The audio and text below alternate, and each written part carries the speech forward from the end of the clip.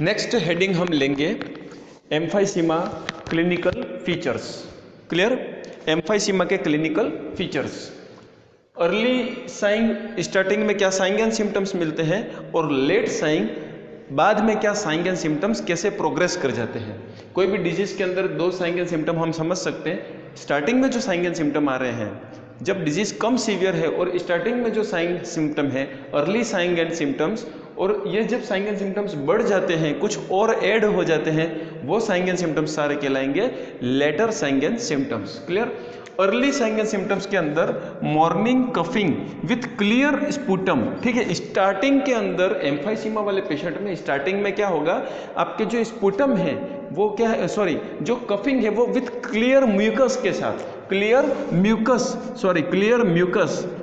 Mucus के साथ ये सिम्टम आपको देखने को मिलेंगे। लेकिन लेट साइन में ये क्या हो जाएगा, cough with the thick sputum, बाद में ये क्या हो जाएंगे, थिक हो जाएंगे, गाढ़े गाढ़े हो जाएंगे और ज़्यादा इरिटेट करेंगे, ज़्यादा ऑब्स्ट्रक्शन क्रिएट करेंगे।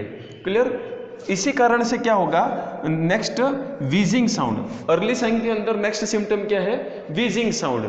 ठीक है, यदि कोई ट्यूब लाइक स्ट्रक्चर है, ये रेस्पिरेटरी ट्रैक है, ठीक है, रेस्पिरेटरी ट्रैक में ये पार्शियल ऑब्स्ट्रक्शन है, और यह पेशेंट यदि सांस लेगा, ब्रीदिंग करेगा, तो पार्शियल ऑब्स्ट्रक्शन में से जब भी एयर पुश होगी तो ये विसलिंग साउंड बनाएगा, और विसल साउंड को भी हम क्या कहते हैं, विजिंग, विसल साउंड। ठीक है, सीटी बजाने जैसी आवाज आएगी, विजिंग साउंड।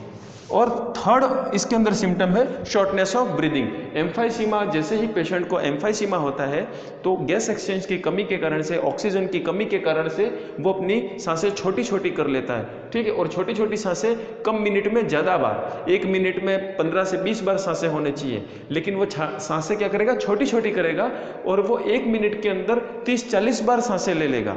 1 मिनट के अंदर 30-40 ब्रीद उसकी हो जाएगी, तो उसका रेस्पिरेटरी रेट भी बढ़ गया और शॉर्टनेस ऑफ ब्रीदिंग, सांसें छोटी छोटी हो गई। ठीक है, शॉर्टनेस ऑफ ब्रीदिंग भी हो गया और इंक्रीज्ड रेस्पिरेटरी रेट हो गया।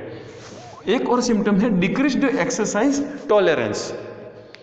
यदि आपके पेशेंट को, यदि उसको रेस्पिरेटरी फंक्शन प्रॉपर नहीं है, बॉडी को प्रॉपर अमाउंट में ऑक्सीजन सप्लाई नहीं है, तो वो एक्सरसाइज को टॉलरेट नहीं कर पाएगा, वो दौड़ नहीं सकता है, वो हैवी वर्क नहीं कर सकता है, क्योंकि उसका गैस एक्सचेंज कम हो गया है, ऑक्सीजन की कमी हो गई है, और इसी कारण से डिक्रीज एक्सरसाइज टॉलरेंस। पेशेंट से हम एक्सरसाइज नहीं करवा सकते, उसको हाथ पैरों की एक्सरसाइज नहीं करा सकते हैं, ब्रीदिंग एक्सरसाइज करा सकते हैं, हाथ पैरों की और हैवी वर्क वाली एक्सरसाइज नहीं करा सकते, वो टॉलरेट नहीं कर पाएगा। तो ये सिम्टम्स जो है पेशेंट को स्टार्टिंग में देखने को मिलते हैं। लेकिन ये लेट साइन में कैसे कन्वर्ट होते हैं?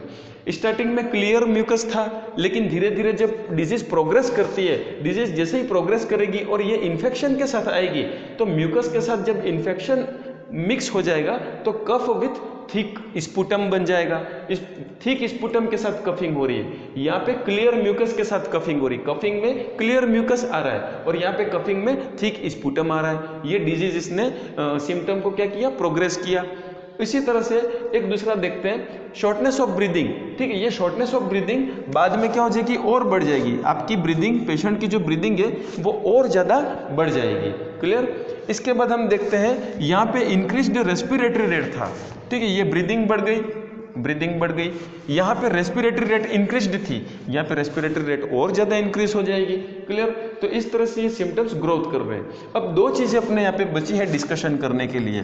ठीक है, पहला तो ये है choking sensation when lying down.